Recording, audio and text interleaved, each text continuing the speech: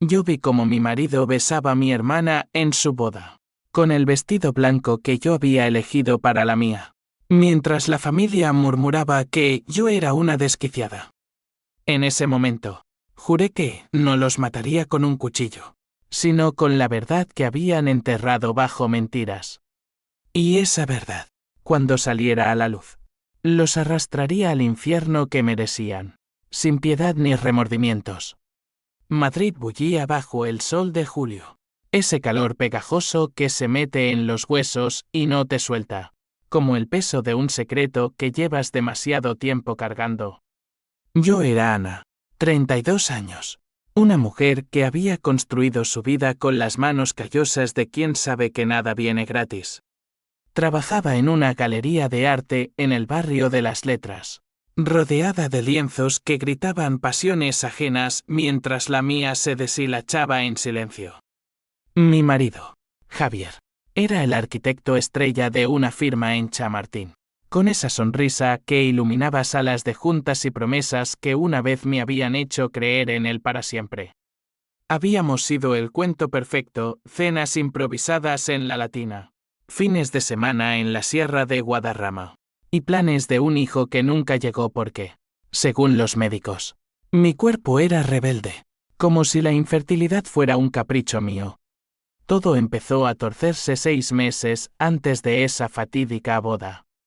Mi hermana menor, Laura, había regresado de Barcelona con el rabo entre las piernas después de que su carrera de modelo se estrellara contra la realidad de un mundo que devora a las ilusiones. 28 años. Ojos verdes como los míos pero con un brillo venenoso. Y una lengua que tejía redes invisibles. Hermana, necesito un lugar donde quedarme, me dijo en la estación de Atocha, con esa voz de niña perdida que siempre usaba para salirse con la suya. Javier fue el primero en caer, pobrecita. Déjala que se instale unos días en la habitación de invitados. Unos días se convirtieron en semanas, y las semanas en un veneno lento que se filtraba en nuestras rutinas. Al principio, era sutil. Laura cocinaba paellas que rivalizaban con las mías, recordándonos a mamá en sus mejores días en el pueblo de Toledo. Ana, tú siempre tan ocupada con tu arte. Déjame ayudar, decía, mientras Javier devoraba el plato y elogiaba su toque especial.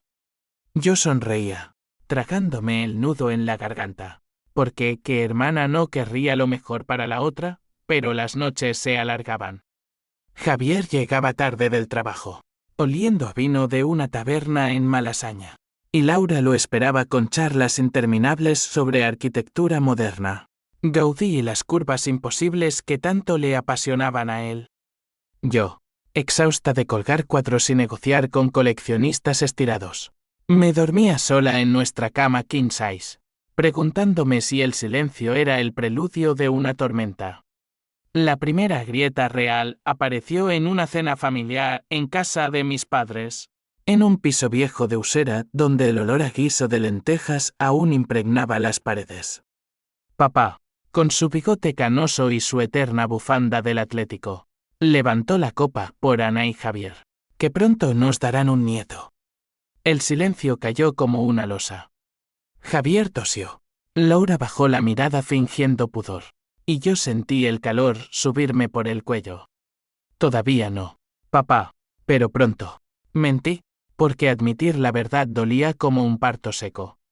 Esa noche, en el coche de vuelta, Javier me tomó la mano. No te preocupes, amor. Somos jóvenes. Pero sus ojos evitaban los míos, y en el retrovisor, vi a Laura en el asiento trasero, sonriendo como una loba que ha olfateado sangre. Los meses siguientes fueron un laberinto de dudas. Empecé a notar las ausencias, mensajes borrados en el móvil de Javier, risas ahogadas en la cocina cuando yo llegaba del trabajo. Una vez, encontré un collar de plata en el bolsillo de su chaqueta, un diseño modernista que gritaba Barcelona, no Madrid. ¿De quién es esto?, pregunté, con el corazón latiendo como un tambor de flamenco. Un regalo de un cliente. Nada más, respondió él. Demasiado rápido. Mientras Laura intervenía, ¡ay, Ana! No seas paranoica. Siempre has sido tan intensa con estas cosas. Intensa.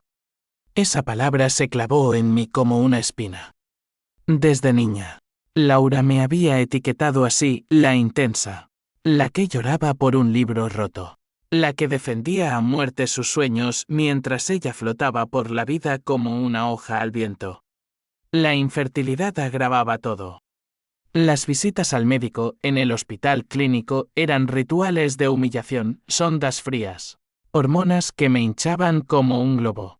Y el veredicto siempre igual, estrés. Señora. Relájese. Javier me acompañaba al principio, pero pronto Laura tomó el relevo. Déjalo trabajar. Yo te llevo. Somos hermanas. No. En el trayecto, ella hablaba de su ex, un fotógrafo que la había dejado por una más joven, y de cómo el mundo era cruel con las mujeres como nosotras. Pero tú tienes a Javier. ¡Qué suerte!, decía. Y yo asentía, ignorando el filo en su voz. Una tarde, después de una ecografía fallida, me derrumbé en el coche. Lágrimas calientes rodando por mis mejillas, sollozos que me rasgaban la garganta. Laura me abrazó, pobrecita. Estás tan frágil. Javier me ha contado que a veces te pones histérica. Histérica. Otra etiqueta. Otra cadena. Esa noche, confronté a Javier en nuestra sala de estar, con vistas a la Gran Vía iluminada como un río de neón. Dime la verdad. ¿Hay algo entre tú y Laura? Él se rió. Una risa hueca que rebotó en las paredes. Estás delirando, Ana. Es tu hermana. ¿Cómo puedes pensar eso? Pero sus ojos, esos ojos castaños que una vez me miraron como si yo fuera su sol, ahora esquivaban los míos. Dormí en el sofá esa noche, con el eco de sus palabras resonando, delirando. Al día siguiente, Laura me encontró allí, con una manta sobre los hombros. Hermana, Javier me lo contó todo. Dice que has tenido episodios. Deberías ver a un terapeuta. Terapeuta. La palabra me golpeó como un puñetazo. Yo, que había lidiado con la muerte de mamá sola, que había pagado mi carrera con noches en vela, ahora era la loca de la familia. El punto de no retorno llegó en una fiesta de cumpleaños en el Retiro, bajo los plátanos centenarios que susurraban secretos al viento. Habíamos invitado a amigos, colegas de Javier, primos lejanos. Laura llegó con un vestido rojo que acaparaba miradas, y Javier no podía apartar los ojos. Bailaron un tango improvisado, sus cuerpos pegados en un abrazo que fingía inocencia, mientras yo bebía vino tinto en un banco, sintiendo el mundo girar a mi alrededor. Un amigo, Miguel, se acercó. Ana, ¿estás bien? Pareces distante. Distante. Otra palabra para inestable. Solo cansada. Mentí, pero el nudo en mi estómago crecía. Esa noche, en casa, exploté. Gritos en la cocina. Platos que volaban como pájaros heridos. Me estás traicionando con ella, lo sé. Javier me miró con lástima. Esa lástima que duele más que el odio. Ana, por Dios, estás perdiendo la cabeza. Laura es familia. Llamó a mis padres esa misma noche. Vengan, es una crisis. Llegaron al amanecer, con caras de preocupación y ojos acusadores. Papá me abrazó torpemente. Hija, calma. Todos pasamos por momentos duros. Mamá, o lo que quedaba de su recuerdo en sus gestos, susurró, no hagas una escena. Laura, desde el umbral, observaba con una sonrisa sutil, pobre Ana. El estrés la está matando. De esa crisis nació el divorcio. Javier presentó los papeles una semana después, citando diferencias irreconciliables y preocupación por tu salud mental. El abogado, un tipo seco de Salamanca con corbata roja, me miró por encima de las gafas. Señora, Su marido menciona episodios de inestabilidad. ¿Ha considerado terapia? Inestabilidad. La palabra se repetía como un mentre maldito. Laura testificó en la mediación, siempre ha sido volátil. Desde niñas. Yo solo quiero ayudar. Ayudar. ¡Qué ironía! Mientras firmaba los papeles en una notaría de Sol, con el tráfico rugiendo afuera como un rugido de bestia, juré venganza. No la de un momento impulsivo, sino la meticulosa, la que cava tumbas con paciencia. Empecé a recopilar pruebas, correos antiguos, fotos borrosas de noches en que Javier y Laura salían a tomar algo, facturas de hoteles en Toledo que no eran míos. Pero necesitaba más. Mucho más. Porque la traición no era solo un beso robado, era un plan. Un complot familiar para despojarme de todo, mi marido, mi dignidad, mi cordura aparente. Y entonces, el golpe final, la invitación a la boda. Llegó por correo. En papel crema con caligrafía elegante, Laura y Javier te invitan a celebrar su unión. Unión. La palabra me revolvió las tripas. Iba a ir. No por perdón, sino por destruirlos desde dentro. La preparación para esa boda fue un ritual de autotormento, como flagelarme con recuerdos que aún sangraban. Me mudé a un apartamento diminuto en Lavapiés, con paredes agrietadas que olían a humedad y a sueños rotos. El alquiler me dejaba en los huesos, pero era mío, un lienzo en blanco donde pintar mi rabia.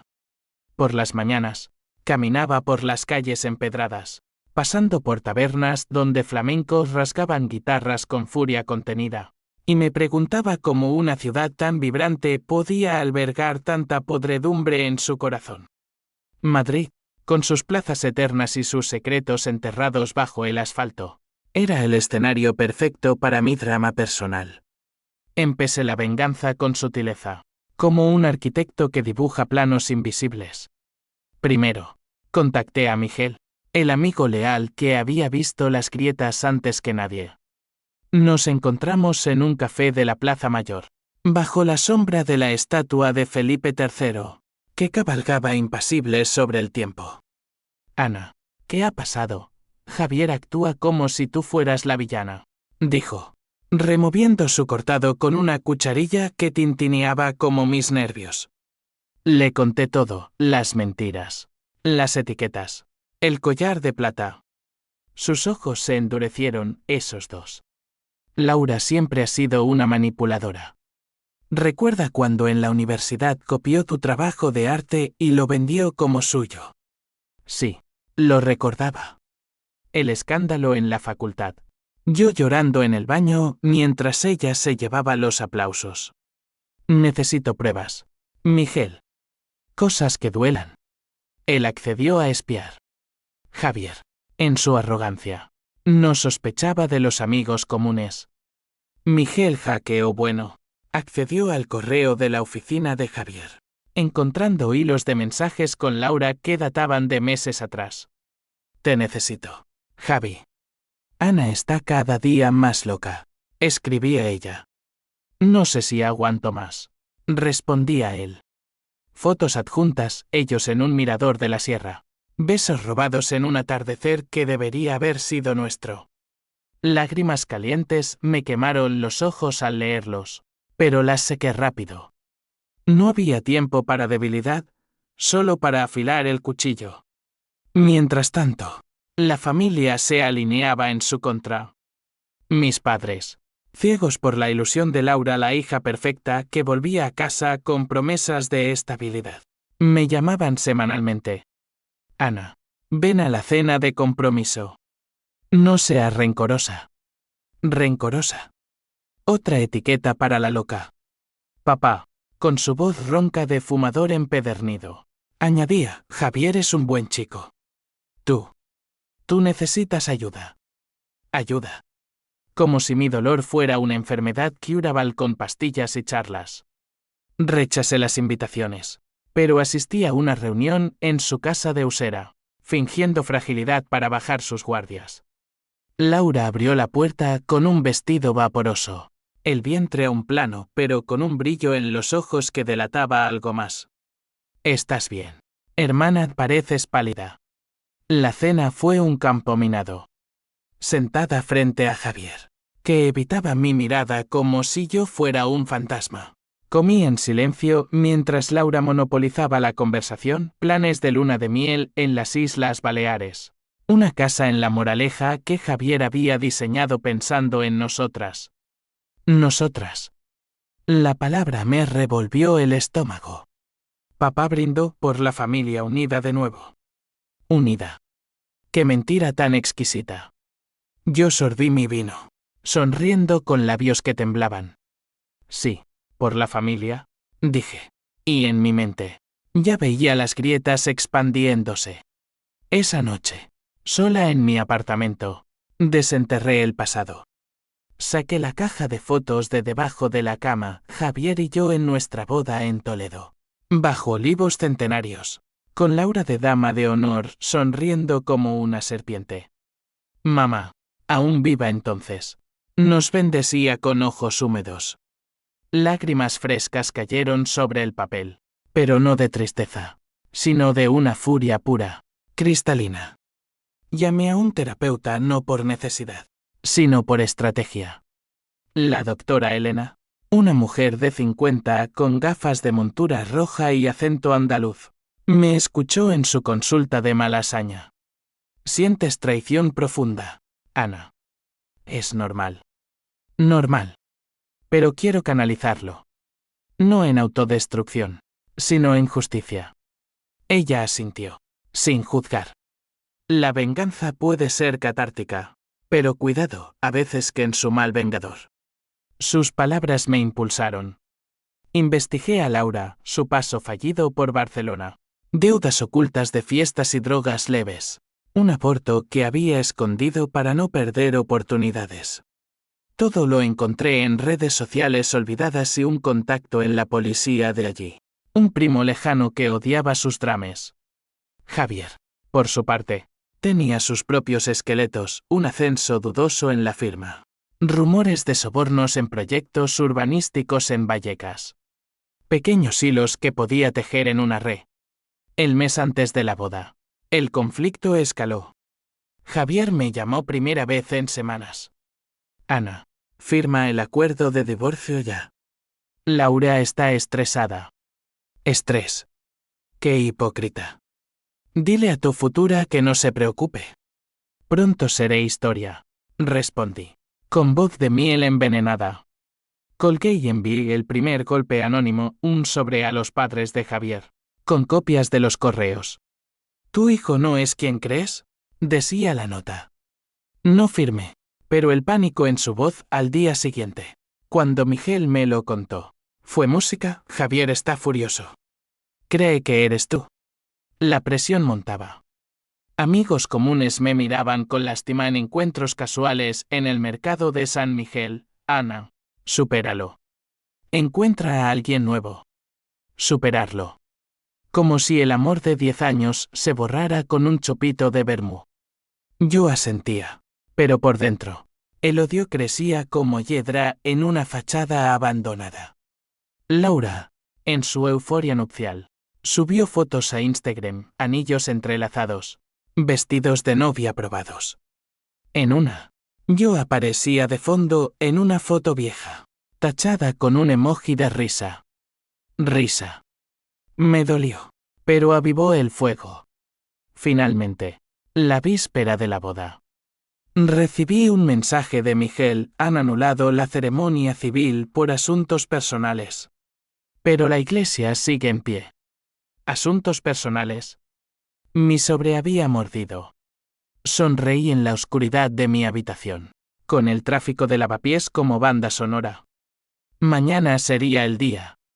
Iba vestida de negro, no de blanco, lista para ser el cuervo en su festín. El día de la boda amaneció con un cielo plomizo sobre Toledo, como si los dioses mismos lloraran por la farsa que se avecinaba. Viajé en tren desde Madrid, 3 horas de traqueteo que me mecían entre recuerdos y planes.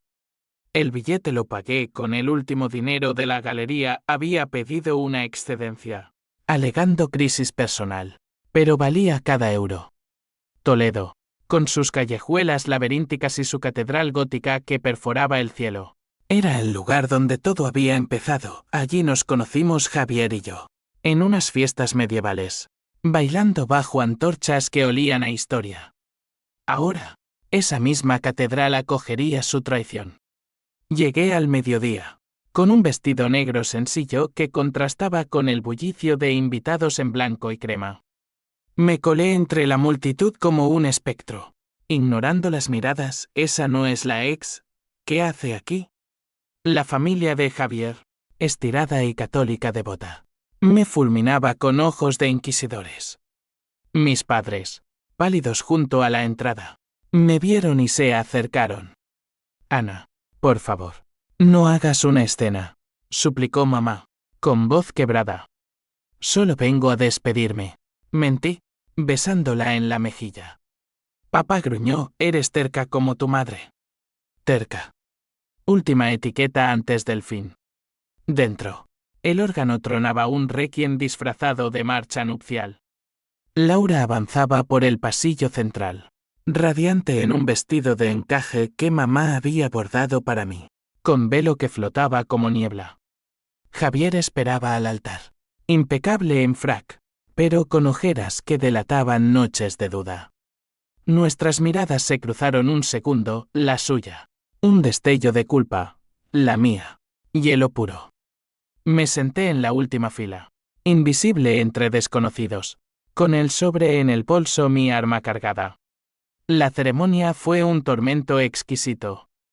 El sacerdote, un viejo con voz de trueno, hablaba de amor eterno, mientras Laura y Javier intercambiaban votos que sonaban a cenizas. En la salud y en la enfermedad, dijo él, y yo apreté los puños hasta que las uñas se clavaron en la palma. Hasta que la muerte nos separe, añadió ella, con ojos que brillaban de victoria. El beso selló el pacto, labios que una vez fueron míos, ahora devorando a mi traidora. El aplauso estalló, pero yo solo oí el latido de mi rabia. El banquete en un palacio renacentista cercano fue el verdadero campo de batalla. Mesas cargadas de jamón ibérico, mariscos de Galicia y vinos de Rioja que fluían como sangre. Me serví una copa y deambulé, fingiendo alegría. Miguel, infiltrado como amigo de la pareja, se acercó con un guiño, todo listo. Cuando sueltas la bomba. Pronto, susurré. Encontré a Laura en el jardín, rodeada de primas que alababan su belleza etérea. Se volvió al oírme, Ana. ¡Qué sorpresa! Vienes a bendecirnos. Su sonrisa era un escudo de porcelana. Algo así, respondí, sacando el sobre. Lee esto. Es tu regalo de boda. Sus ojos se entrecerraron, pero lo tomó. Dentro, impresiones de correos, extractos bancarios de Laura, deudas pagadas por Javier, y una foto granulosa de ellos en un motel de la carretera a Ávila, tomada por Miguel meses atrás. Su rostro palideció bajo el maquillaje. Esto es una calumnia. Javier, ven aquí. Él llegó corriendo, con copa en mano. ¿Qué pasa, amor? Ella le tendió el sobre, temblando. Javier lo ojeó, y el color huyó de su cara. Ana, ¿tú? ¿Cómo has podido? La confrontación estalló bajo los naranjos en flor. ¿Cómo he podido? Vosotros me robasteis todo, mi vida, mi familia, mi mente. Me llamasteis loca para justificar vuestra podredumbre. Javier balbuceó, estabas inestable. Laura me convenció de que necesitabas espacio. Espacio. ¿Qué eufemismo para traición? Laura intervino. Voz aguda, es una mentirosa. Siempre celosa. Desde niñas. Papá, mamá, decid algo. Mis padres se acercaron, atraídos por el alboroto. Ana, basta. Estás armando un escándalo, dijo papá, rojo de vergüenza. Pero no paré. Saqué mi teléfono, reproduciendo una grabación que había obtenido de la terapeuta con permiso. Por supuesto. Voces de Javier en una sesión conjunta meses atrás. Siento que Ana me asfixia. Laura me entiende. Entiende. La palabra me envenenó. Los invitados murmuraban. Teléfonos salían a grabar. Mirad, vuestra boda perfecta es una farsa. Grité, lanzando copias del sobre como confeti maldito. Caos, madres tapando oídos de niños. Tíos discutiendo. El sacerdote santiguándose. Javier me agarró del brazo, sal de aquí. Por Dios. Nos estás destruyendo. Destruyendo. Ironía deliciosa.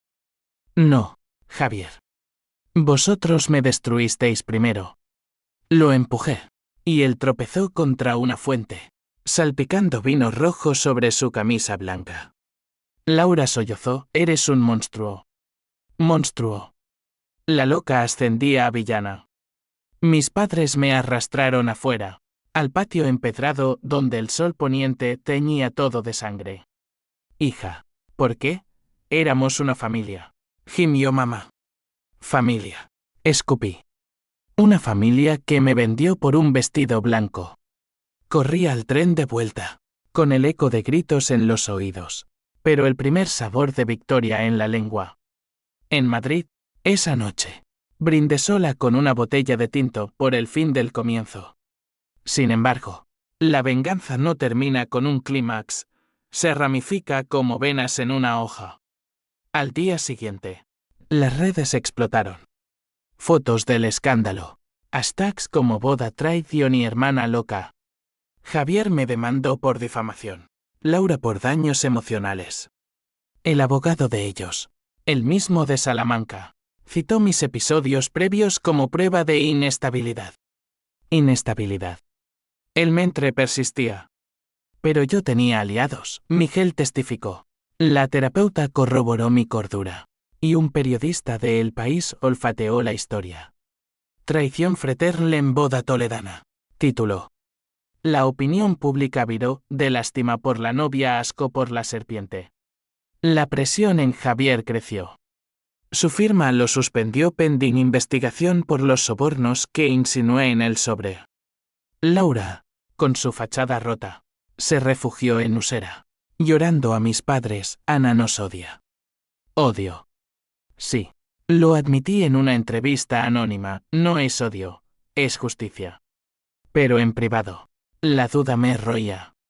¿Y si había ido demasiado lejos? No.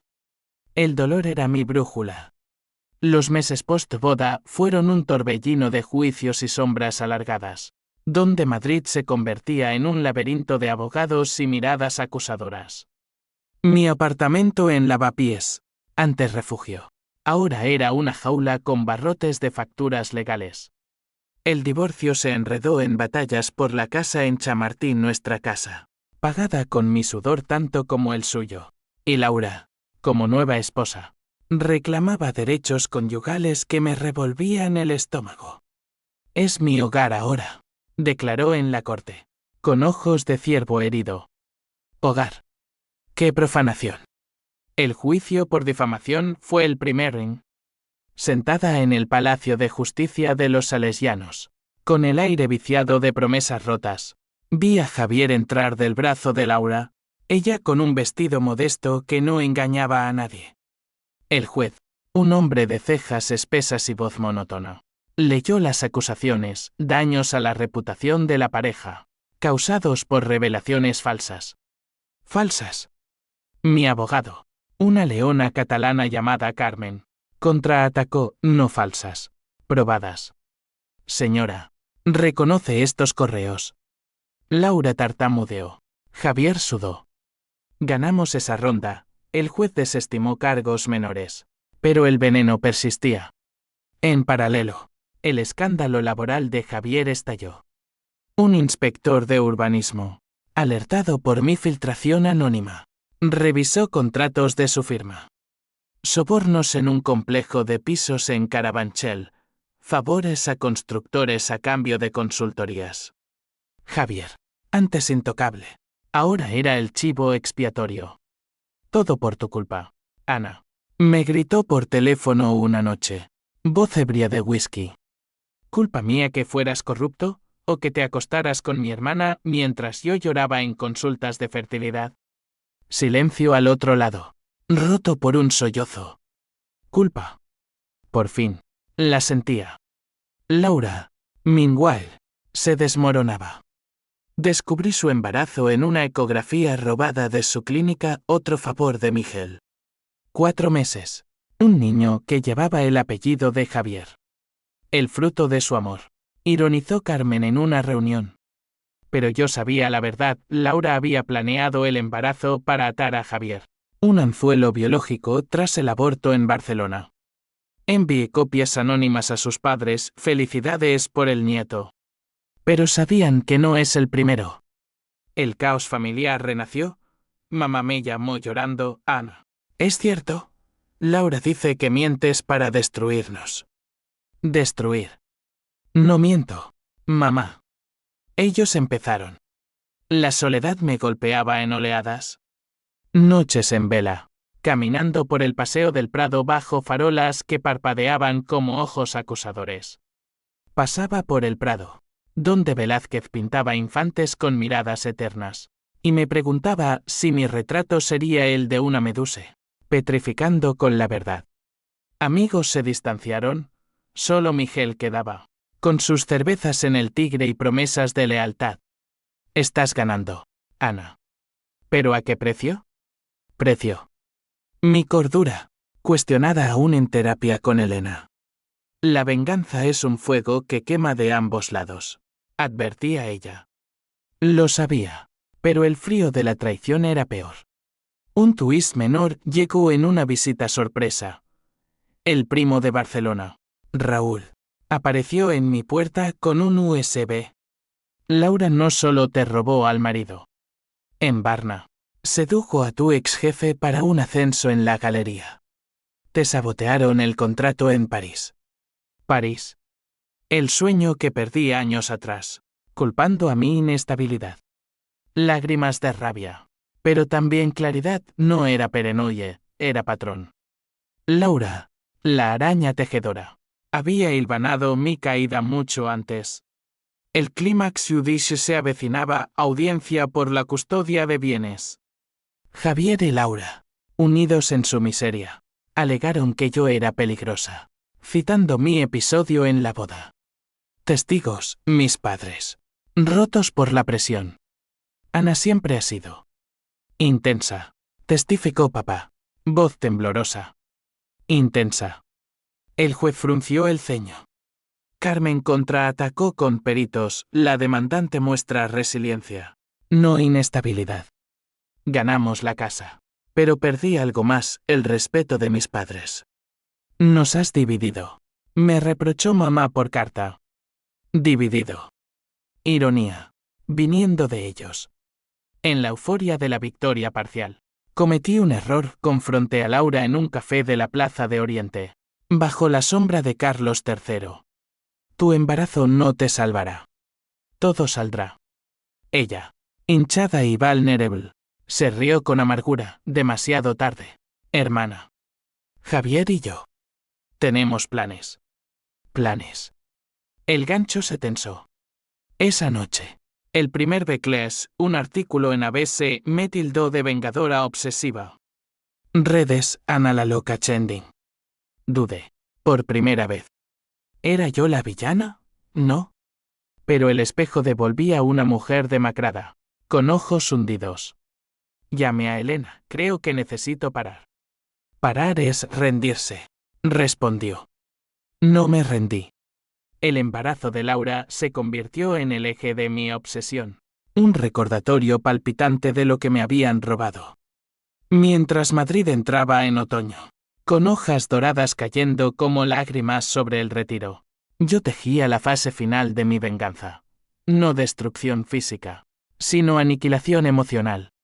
Contraté a un detective privado, un ex policía sevillano llamado Paco con cicatrices de casos olvidados.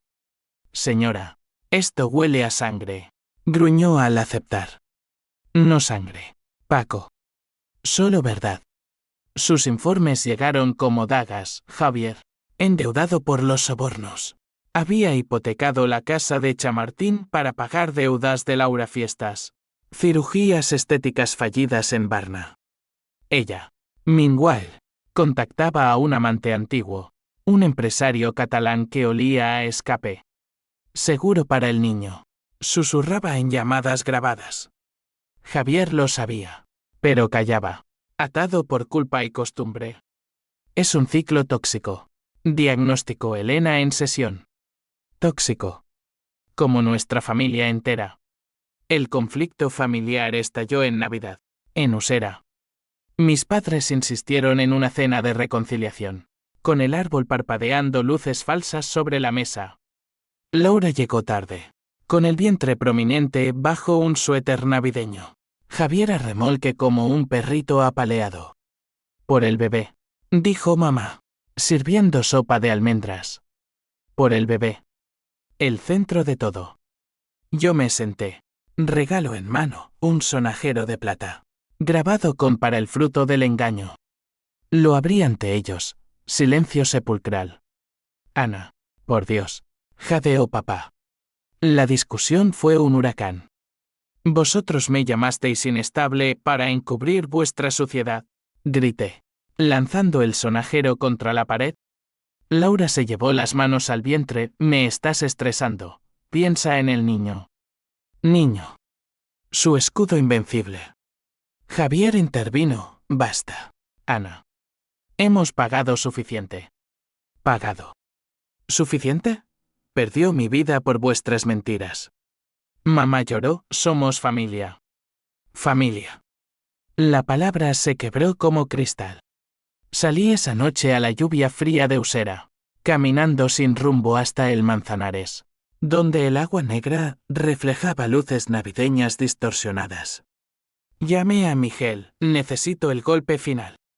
Él dudó. Ana, esto va demasiado lejos. ¿Y si te arrepientes? Arrepentimiento.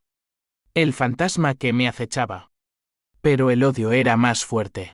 Un pulso constante. Paco entregó el dossier una semana después, en un bar de la Latina con olor a churros quemados. Fotos, Laura con el catalán, en un hotel de Zaragoza. Javier solo en un bar de Malasaña, bebiendo hasta el olvido. Grabaciones, ella confesando a una amiga. Javier fue un medio para un fin. El dinero de su familia nos salvará. Dinero. El núcleo podrido. Incluía pruebas del sabotaje en París, cartas de mi ex jefe, admitiendo la seducción de Laura. El plan, filtrarlo todo a la prensa, pero con un twist personal. Envié copias a Javier primero. Anónimas, elige, divorcio de ella o ruina total. Esperé. Noches en vela con el teléfono como bomba de relojería. Su llamada llegó al alba. Ana, por favor. Es verdad. Laura. Me manipuló desde el principio. Volvería contigo. Pero el niño. Niño. Su cadena. Demasiado tarde, Javier. Arrepiéntete solo. La filtración estalló en enero, con un reportaje en El Mundo, escándalo nupcial, embarazo, deudas y amantes. Fotos granuladas. Testimonios anónimos míos. Disfrazados. Javier renunció a su firma. Laura huyó a Varna, abandonando el vientre a su suerte. Mis padres, destrozados, me culparon. Has matado a la familia. Muerto. Sí, la había enterrado. Pero el vacío post-venganza me devoró. Caminatas solitarias por el campo del Moro, donde reyes dormían en paz, y yo no. Elena diagnosticó depresión reactiva. Has ganado la batalla, pero perdiste la guerra interna. Guerra. Mi alma en ruinas. Entonces, el twist que lo cambió todo, una prueba de paternidad anónima, enviada por Paco. El niño no era de Javier. Anne coincidía con el catalán. Laura lo había sabido. Usó a Javier como muleta. Llamé a Javier. Es tuyo. ¿O no? Su risa amarga. Lo supe hace un mes. Por eso te contacté. Pero tu venganza nos hundió a todos. Hundió. El espejo se rompió. El twist de Lan fue el terremoto que shook mi mundo. Un terremoto silencioso que empezó en las entrañas y subió hasta ahogarme en dudas. Madrid, en su invierno crudo, con vientos del Guadarrama que azotaban las plazas como látigos, se sentía ahora un exilio autoimpuesto. Javier, liberado de la paternidad falsa, no volvió a mí. En cambio, desapareció en un retiro en la sierra, murmurando de reconstruir a amigos comunes. Ha cambiado, Ana. Tu verdad lo rompió, pero quizás lo salvó, me dijo Miguel en una llamada, voz teñida de lástima. Salvó. ¿Qué concepto tan frágil? Laura dio a luz en febrero, en una clínica discreta de Barcelona, con el catalán a su lado, o eso decían los tabloides. El niño, un varón con ojos que no se parecían a nadie de la familia, fue el detonante final. Mis padres, fragmentados, visitaron el hospital solos. Yo recibí fotos por WhatsApp, tu sobrino. Ven. Como si el lazo sanguíneo borrara la sangre derramada. No fui. En cambio, quemé las últimas fotos en mi balcón de lavapiés. Cenizas volando como promesas incumplidas hacia el cielo gris. Las consecuencias se encadenaron como dominós en caída libre. La galería me despidió, imagen dañada por el escándalo, dejándome con subsidio de desempleo y noches de insomnio donde el techo goteaba reproches. Javier perdió la licencia arquitectónica. Demandas civiles lo ataban a deudas que lo ahogaban. Karma. Pensé al leerlo en La Vanguardia, pero el sabor era amargo, como vino agrio. Laura, expuesta, vendió su historia a una revista rosa. Mi hermana me destruyó por celos. Celos. La etiqueta final. Pero ya no dolía, solo cansaba. En terapia con Elena, las sesiones se volvieron confesiones crudas. Quería justicia, pero obtuve vacío. Admití. Voz ronca. Ella asintió. La venganza es un espejo roto, refleja pedazos, pero corta al que mira. Cortaba. Mis manos temblaban al dibujar en un cuaderno nuevo, trazos erráticos que sangraban rabia contenida. Un día, pinté su retrato, Laura con corona de espinas, Javier de Judas, yo como la Magdalena, arrodillada en lágrimas. Lo colgué en una exposición underground en Malasaña. Vendió por 1.000 euros a un coleccionista que vio autenticidad en el dolor. La reconciliación familiar fue un espejismo. Papá sufrió un infarto en marzo. Culpándome en el hospital, tu odio nos mató. Murió una semana después, sin perdón. Mamá, viuda y rota, se mudó con Laura, irónico refugio. Elige la paz, Ana. Me escribió. Paz. La busqué en Toledo, volviendo a la catedral donde todo empezó. Arrodillada en un banco, recé no a Dios, sino a los fantasmas. Perdóname por odiar tanto. Silencio. Solo el eco de turistas. Javier reapareció en primavera, en mi puerta con barba descuidada y ojos hundidos. Ana, hablemos. Hablamos en el salón, con vistas a una ciudad que renacía en azahares. La perdí todo por ella, pero tú me liberaste. Liberado. Yo perdí mi alma. Lágrimas compartidas. No de amor, sino de duelo compartido. No volvimos, en cambio. Firmamos papeles finales, limpios de veneno. Ve a vivir, me dijo al irse. Vivir. El verbo más difícil. El final no fue cierre, sino apertura herida. Vendí la casa de Chamartín, nuestra ruina compartida, y con el dinero, viajé a Andalucía, a un pueblo blanco en las colinas de Ronda. Allí, entre olivos y silencio, empecé de cero un taller de arte. Alumnos que veían en mí no loca, sino sobreviviente. Laura tuvo otro escándalo, el catalán la dejó por deudas, y Javier se mudó a Valencia. diseñando casas modestas para expiar. Mamá, en llamadas esporádicas, susurraba, te echo de menos. Echo de menos. El puente tendido, frágil. Mirando atrás, desde esa colina andaluza donde el sol se pone como fuego lento. Entiendo, la venganza fue mi infierno dantesco, con traidores en cada círculo. Pero salí, marcada, no intacta. La inestabilidad no era mía, era la suya. Un virus familiar. Ahora, pinto no rabia, sino renacer, mujeres con alas rotas que vuelan aún. Y en cada trazo, un susurro, sobreviví. Ellos. No tanto. Fin.